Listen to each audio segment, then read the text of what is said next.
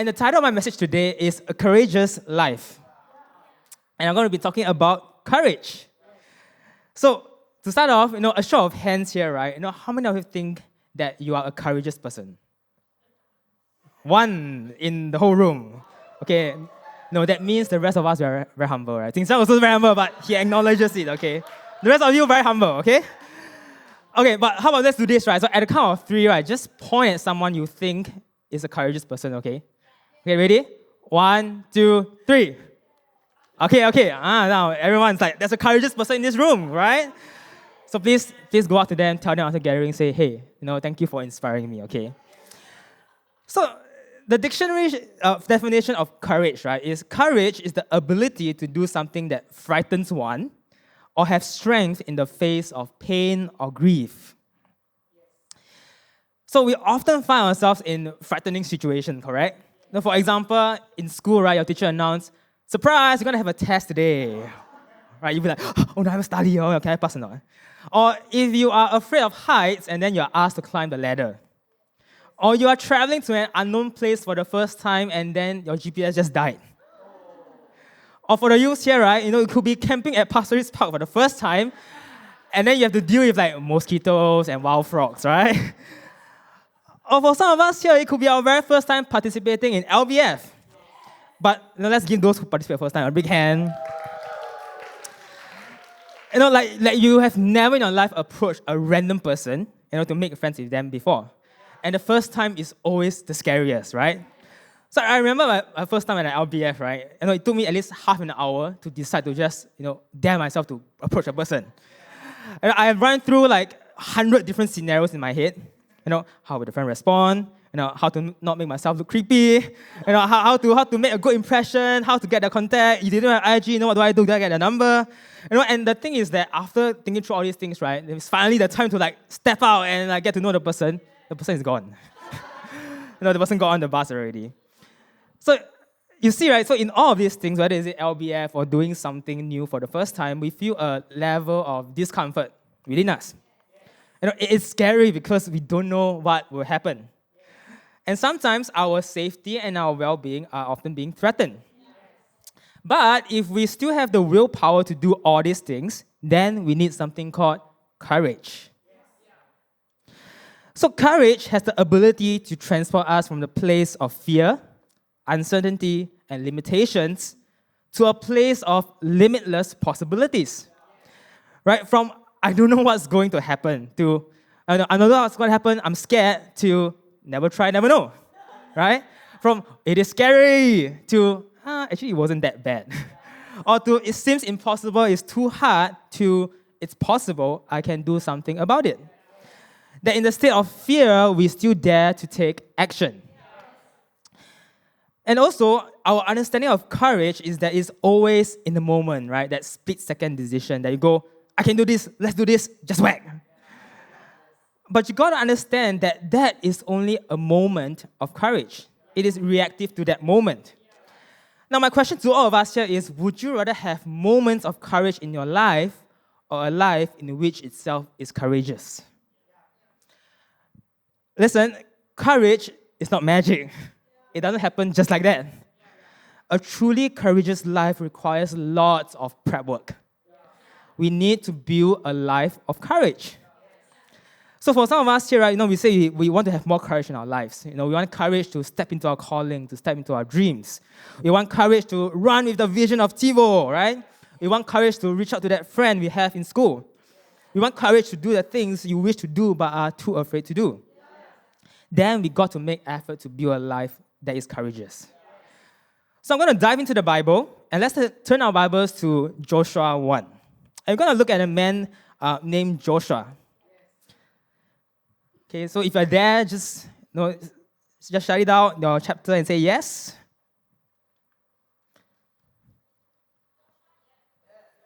Awesome.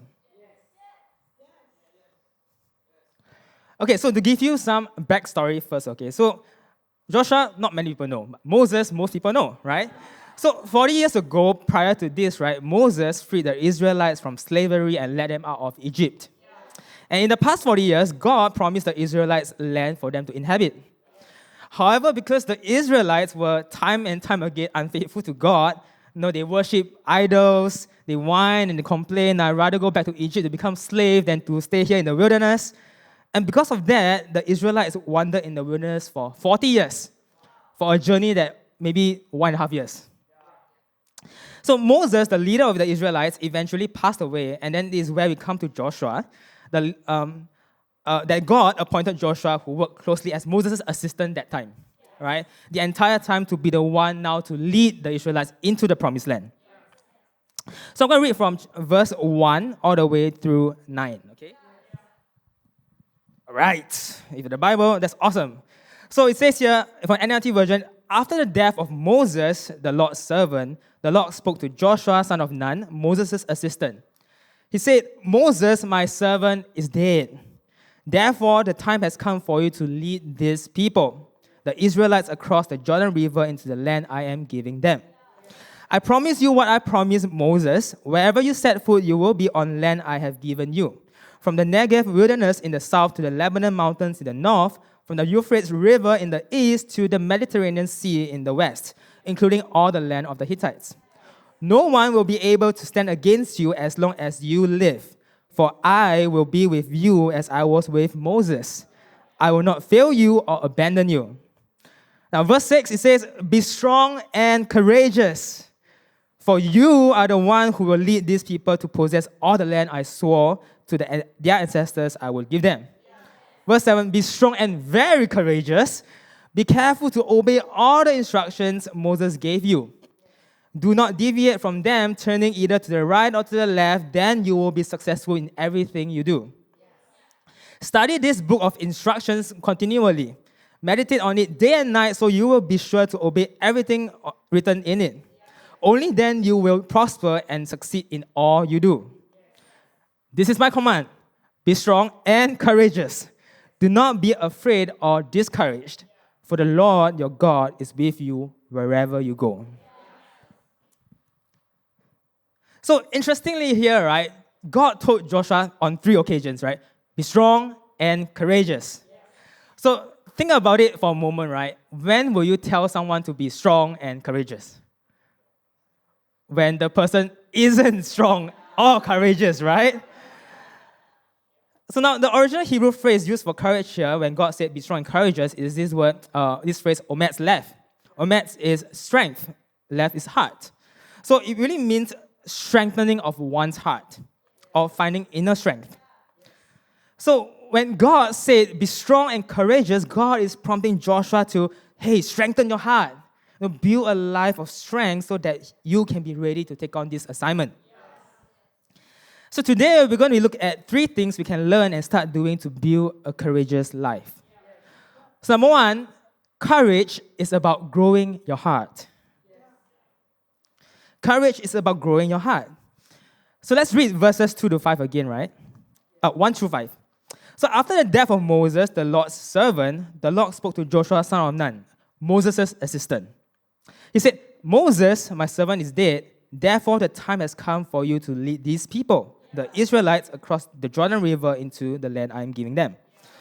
I promise you what I promised Moses. Wherever you set foot, you will be on land I have given you. From the Negev wilderness in the south to the Lebanon mountains in the north, from the Euphrates River in the east to the Mediterranean Sea in the west, basically very, very big.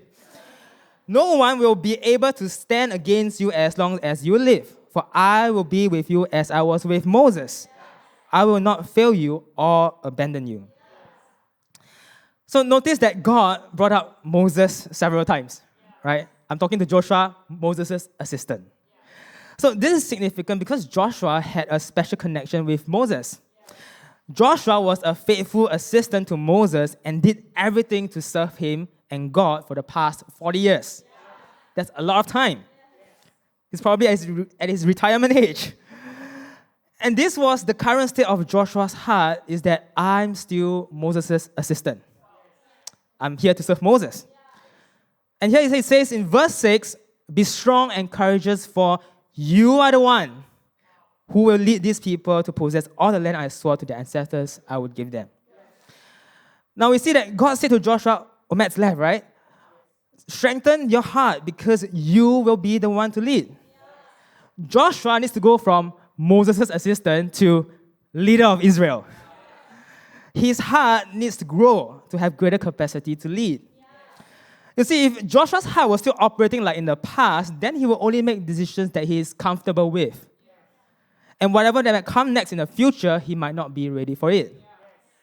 Joshua needs to grow his heart. He needs to update his OS, right? Operating system. So it is like our smart devices. When our iPhone or computer prompts us to update the OS, right? And I've met people, who simply refuse to update their OS for whatever reason, okay? Even after 1 year, every time you're on your computer, update. Hey, update available. Do you want update? Remind me tomorrow, okay? They keep saying update our OS, but then they are still using the old OS. Well, again, nothing wrong, right? Sometimes updating causes more problem. The old works fine. Why take the risk? Now, here's why, okay? So imagine with me that your computer can do 10 things today. Then the next day, there is an update, and it allows the computer to do 11 things. There are new features, new shortcuts that help you with productivity. But then we refuse to update our OS. We stick to the 10 things that we can do. And what happens is that we hold ourselves back from achieving our full potential, to do more things, to be more productive. So Isaiah 53, on the screen it says, enlarge the side of your tent and stretch out the drapes of your dwellings. Don't hold back. Lengthen your tent ropes and strengthen your stakes. To the right and to the left you will burst out, and your children will possess the nation's land and settle their desolate cities. Now, as it says here, enlarge the side of your tent, grow your heart. So perhaps today, you feel really inspired. Last week we shared about the trajectory again, right? Everyone's like, yeah, let's do it, right? And to believe for growth to happen. The leaders share on the stage or in the CG, then you go like, let's go, right? Let's do it. But if your heart is still in the OOS, right? Operating in the past. 2 years of COVID, right? I'm so used to seeing people on screen already. You want me to LBF and to meet someone face to face? So awkward. Cannot lie, you cannot do it, right? Or if you are really, really, really backdated, leader, I cannot LBF. I got social distancing. Okay, no more already, okay? Wake up. So what happens is that you put yourself in a situation where you feel small and fearful and find everything difficult. Listen, you cannot fully step into your dreams or experience growth, the one that you want, if you do not first work on growing your heart. Now, for the sake of everybody here, right, I'm not talking about the heart as in the physical organ that pumps blood throughout the body. In the Bible, the heart is the core of our being. It is that spiritual part of us where our will, our attitude, our intentions rest, and which is the source of our thoughts, our actions, and our words. So to grow our hearts means that we need to renew this spiritual part of us, our will, our attitude, our intentions. So how do we go about it, right?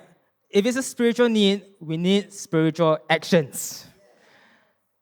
So Ephesians 4:21, it's on the screen. Since you really listened to him and you were taught how the truth is in Jesus, change the former way of life that was part of the person you once were, corrupted by deceitful desires.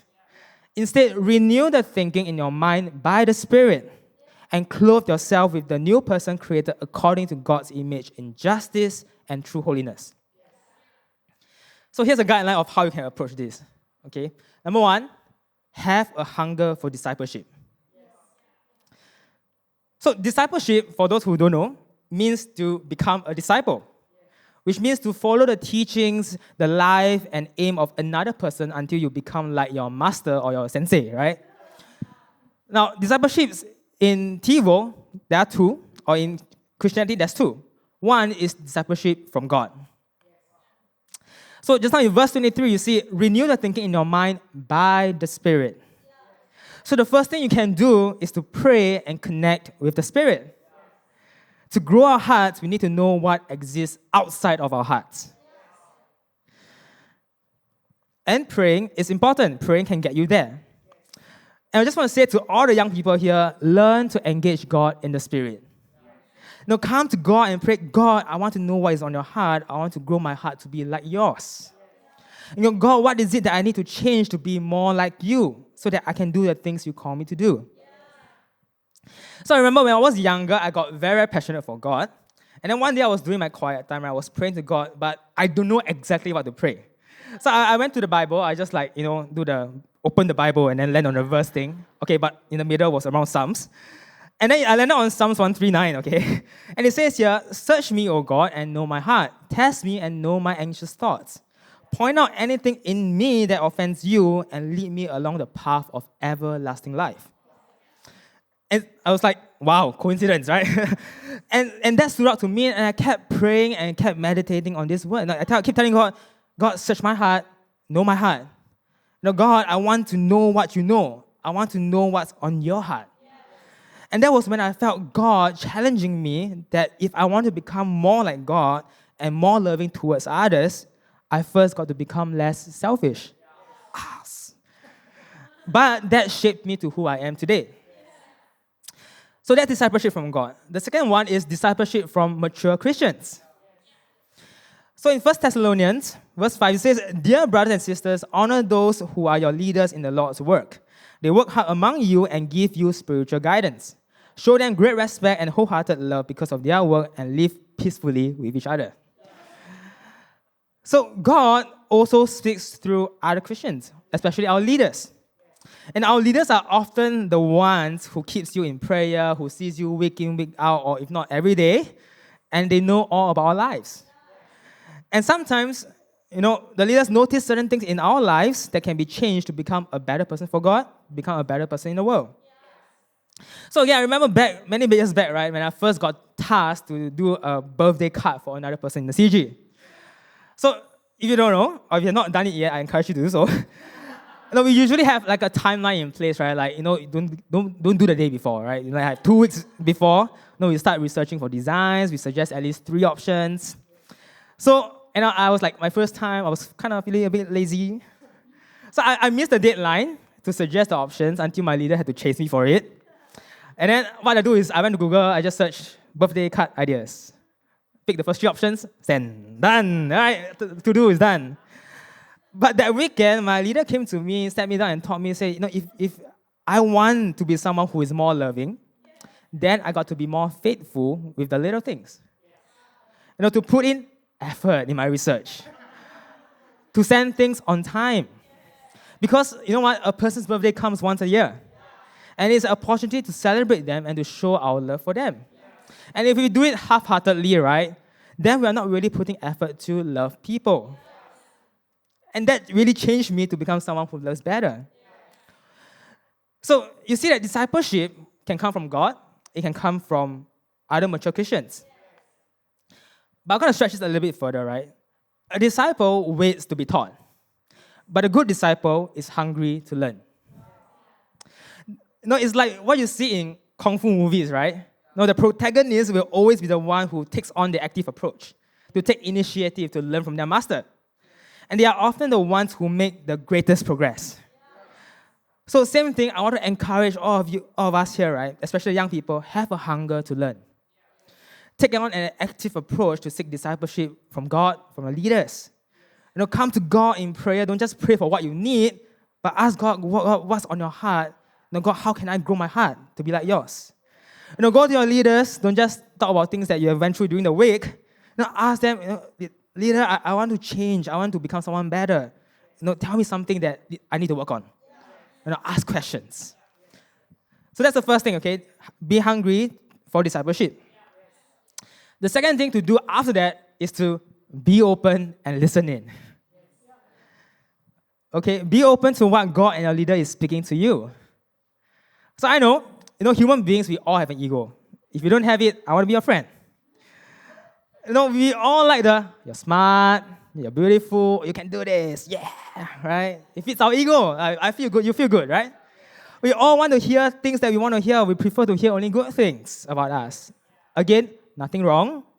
But if it's the only thing that we hear in our lives, it's probably not healthy. So we need to listen into the things that challenges us to improve as well. So I thought I would show you an old Mediacorp advertisement, right? From 2008. Anyone not born yet? No, right? Okay, everyone still here. Okay, cool. Which I thought was really, really funny. I think it's a radio advertisement, okay? So some of you might remember this. It's titled, Here Only the Good Stuff. Okay, so let's just roll the video in 3, 2, 1.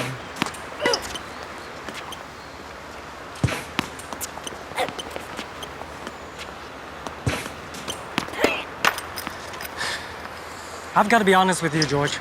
I think your son has natural ability. He holds the record like Agassi. One day he may be number one.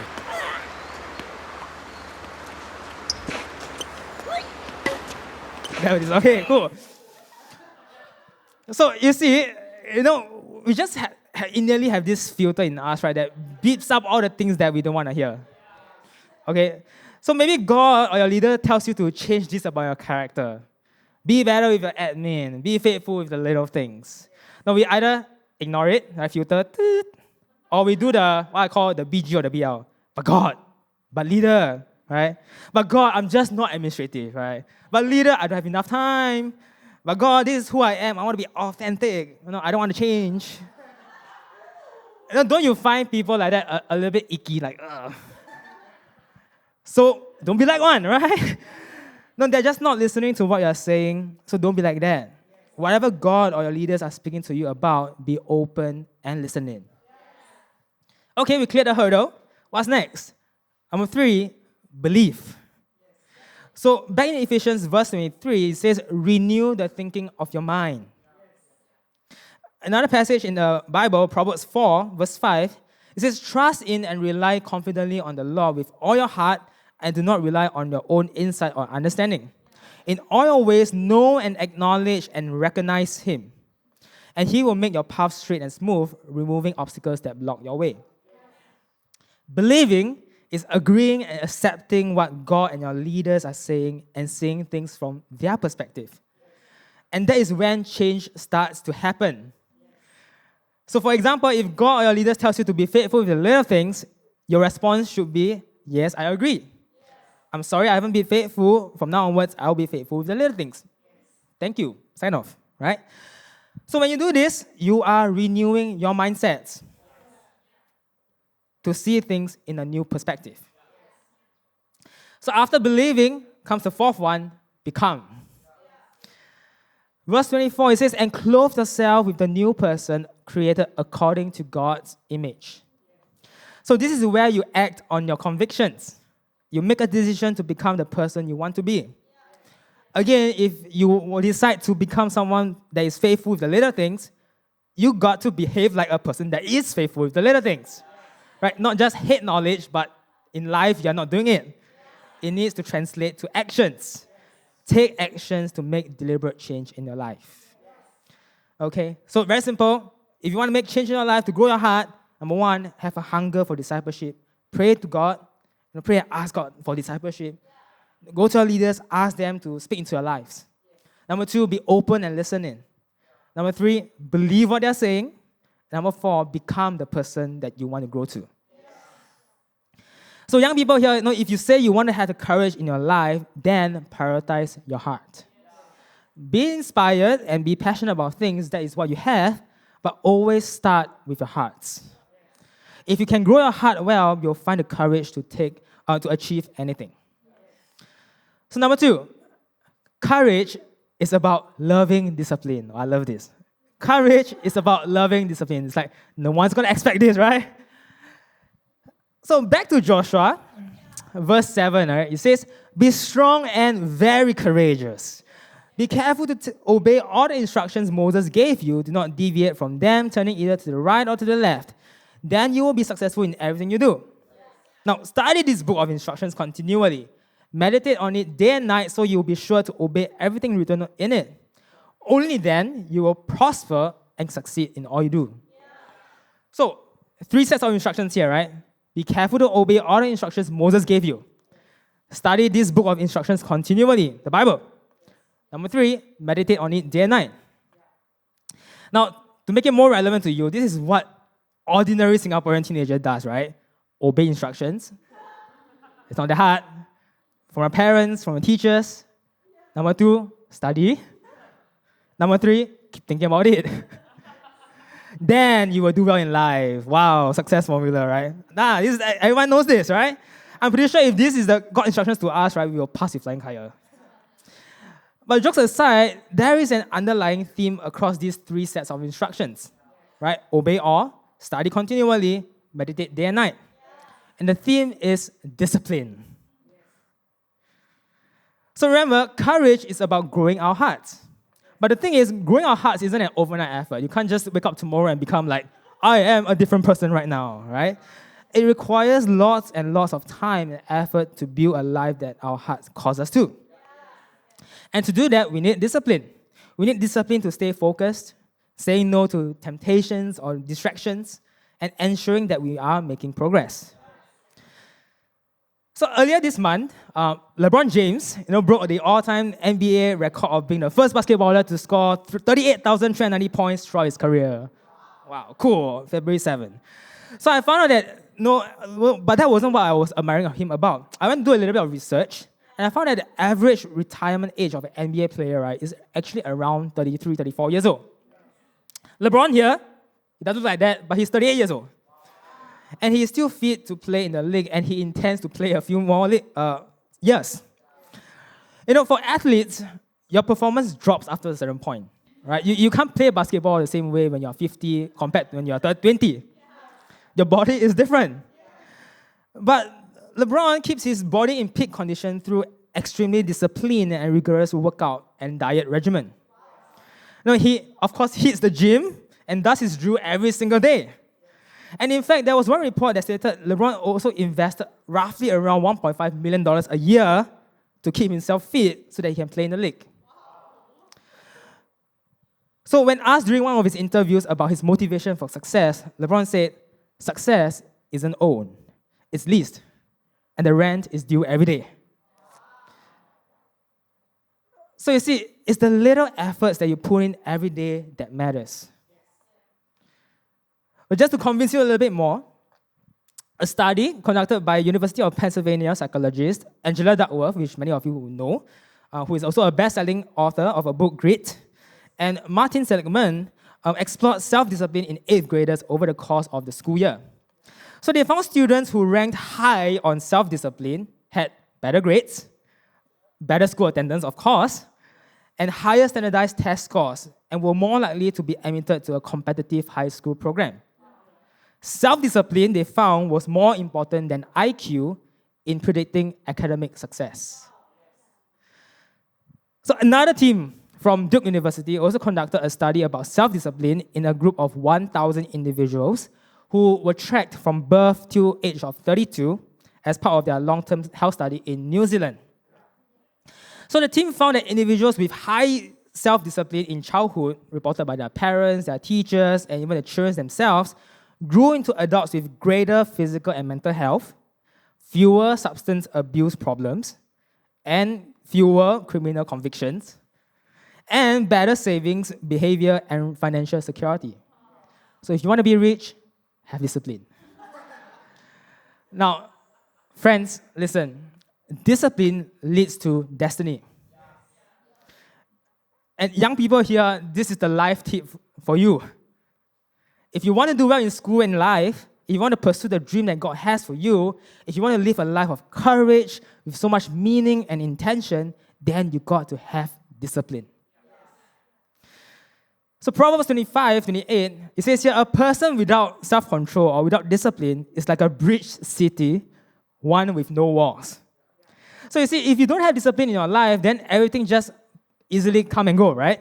Like a city without walls. You will no longer be courageous. And in the moments that you need courage, you don't have it. You are just reckless. You begin to do things impulsively and you find yourself living with a lot of anxiety. So, practical things. Now, how can we exercise self-discipline or discipline? There are two ways. So the first is to, of course, very practical, set goals and habits and stick to them until you succeed. Now, of course, I won't go through the details of this because CJ has shared a whole message about it and it's available on our YouTube. Okay, the title is called By Goal Setting, Hello Habit Stacking, okay? And I highly recommend you go and watch it, go and listen to it. It will change your life, okay? Now, the second way, which I want to focus on today, is finding your motivation. In other words, what's your passion? So passion, in definition, is the intense desire or enthusiasm for something. What drives you to do what you want to do? What keeps you awake at night, except for scary ghost stories? Or watching anime, right? What makes you look forward to waking up every single day to be productive? So listen, passion is the chief motivator in becoming self-disciplined. So if my passion is about sharing Jesus with my friends, right, then I will make sure to order my life such that I can pursue that passion every day. Now, I will choose to wake up early before school, spend 30 minutes doing my quiet time so that I can get focused. Now, I will order my time well to be 15 minutes early before morning assembly, right, or before class to maybe make a friend, to go LBF. I will complete my study hours every week so that my friends can see that I can be passionate about church, but I can also do well in school. Or instead of playing 2 hours of computer games every single day, I will cut down to 1 hour and spend the next hour keeping up with my friends. Or maybe sitting here, maybe your passion is to one day I want to lead worship, right? Like, very cool, the worship leaders here. Then you have to make sure to order your life such that you can pursue that passion. You got to make time to improve your singing skills. Sign up for singing classes. Friend, if you don't know, you can't lead worship if you can't sing, okay? You got to make time to grow your worship life. You need to schedule in like 30 minutes of quiet time every day. Schedule in time to complete your BRP. So, very, very simple. Find your passion. And when you have passion, you'll start to love discipline. Right? It's not be disciplined, right? It's fierce, but love discipline. And slowly but surely, you are building a courageous life. And the last point I have for you today, number 3, courage is anchored in relationships. So verse 9, Joshua 1, verse 9, the third thing that God said to Joshua, it says, "This is my command, be strong and courageous.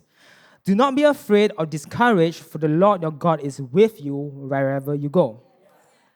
So Joshua, more than anything else, needed the person of God. Joshua's courage is anchored in God. God is the one who promised. God is the one who called Joshua to lead. God is the one who tells Joshua, be strong and courageous. God is the one who says, I am with you, trust me on this. So you see, courage is about the heart. And what moves our hearts is another heart. And in Joshua's case, God is the one that gives Joshua the courage needed. So if you have ever watched an award ceremony, right? For example, the Grammys, the Oscars, or the Golden Globe. Yeah. So the award winner will always go up and collect the prize, and then they'll make a thank you speech. So they thank, the team behind the scenes for helping them. They thank their mom and dad. They thank their spouses. They thank their friends. Some people thank their pets. Really, like I thank my pet dog. And other people thank God. But think about it, why did they thank them? It's not just a gratitude part, but it's because these relationships help them to get to where they are. And these are the relationships that inspired them and encouraged them every single day so that they can pursue a courageous life. So listen, unless you're a narcissist, okay, people will always be a part of a journey in courage. And that's why we always see soldiers as people of courage, right? Soldiers. And the thing is, soldiers don't fight wars alone. They fight alongside other soldiers, people who entrusted each other with their lives. And they fight to protect their loved ones back at home. They fight for the well-being of other people. And it's because of that, they have the courage to be fearless, to go forward into the battlefield, right? And even if they knew that it's dangerous, that they might not have the chance to make it back alive, and they still do it. And it was the same for Joshua. If you continue reading on, Joshua didn't become the leader of Israel and just sat there and did nothing. If you read the rest of Joshua, you'll find him in the middle of the battlefield, fighting for God, fighting for people. Joshua fought battles with God. Joshua fought battles with the people around him. And towards the end of Joshua's life, in chapter 24, verse 14, and he says here, "So fear the Lord and serve him wholeheartedly. Put away forever the idols your ancestors worshipped when they lived beyond the Euphrates River and in Egypt. Serve the Lord alone. But if you refuse to serve the Lord, then choose today whom you will serve. Would you prefer the gods of your ancestors served beyond the Euphrates, or will it be the gods of the Amorites in whose lands you now live? But as for me and my family, we will serve the Lord." Joshua chose God. Joshua chose people, his family. So friends, do you have the people and relationships in your life that you can take courage in? Now, do you have friends who inspire you and encourage you in your life? And in case you don't know where to look for, just turn to your friends beside you, look at them. You are surrounded by such people. Here at TiVo, you won't meet people who are only just, warm and friendly, that's all. You meet people who actually inspire you. You meet people who challenges you to become better. You meet people who encourage you when the going gets tough. And we're not just, another friend on your social media following. We are family. You see, I want to bring light to you today, right? No, we are all here today because another person had the courage to live for you and I. I also want to say, TiVo, I'm glad to have all of you here in my life. It gives me courage to do the things I do. It gives me courage to stand here today to share with you. And also, most importantly, in TiVo, we have God. And God, of course, is the main reason why TiVo exists. And it is why we gather every Sunday. God, to us, or to me, is my teacher, my parent, my friend. God loves us, teaches us, challenges us, and inspires us to become a better version of ourselves in this world. So my last verse for today, John 16:33.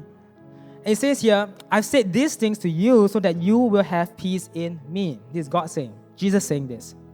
"In the world you have distress, but be encouraged. I have conquered the world." In the world you have distress. It's filled with uncertainty, pain, sorrow, difficulties, limitations. But God is saying to you today, be encouraged, because I have conquered the world. God has overcome all these things for us. But will we learn to trust God wholeheartedly? Because it is in that trust that we can live a life that we can be bold and be courageous, right? Amen? So that's it for today. Just to recap. Number one, courage is about growing your heart. Number two, courage is about loving discipline. And number three, courage is anchored in relationships.